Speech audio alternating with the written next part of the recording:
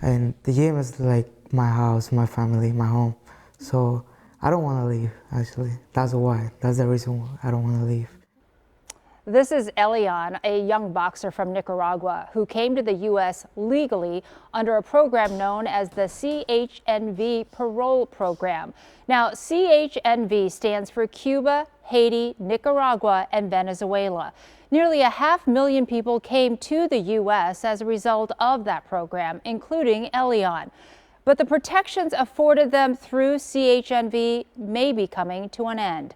Our Kenosha County reporter Glenda Valdez sat down with Elian and shows us how the boxing community in Kenosha is rallying behind him.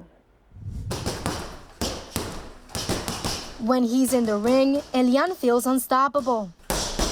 But this 18-year-old boxer is now faced with a different fight: to remain in the United States. And I want to stay here because I love here, you know, I got all these people here who support me, and I love them.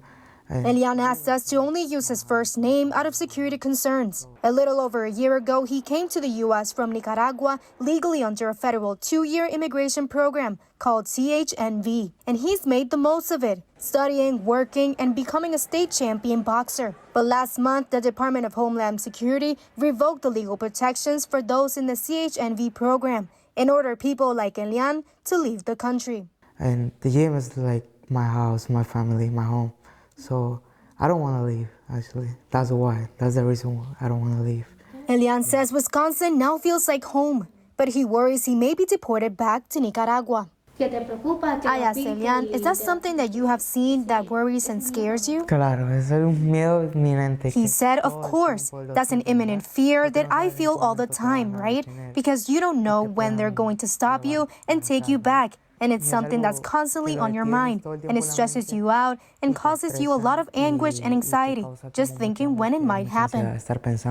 Earlier this month, a federal judge issued a stay, meaning those in the CHNV program like Elian have a reprieve. In the meantime, the boxing community has rallied behind Elian, with people like Martha creating a GoFundMe to help cover legal fees. Just knowing him on a personal level, he's a kid that has gone through so much already, and he deserves an opportunity. He deserves family that supports him, and I just feel that us as a boxing community, we've always been behind one another, and supporting him is easy. Elian says he'll keep fighting for a future he hopes is right here in the United States. In Kenosha, Glenda Valdez, TNG4 News.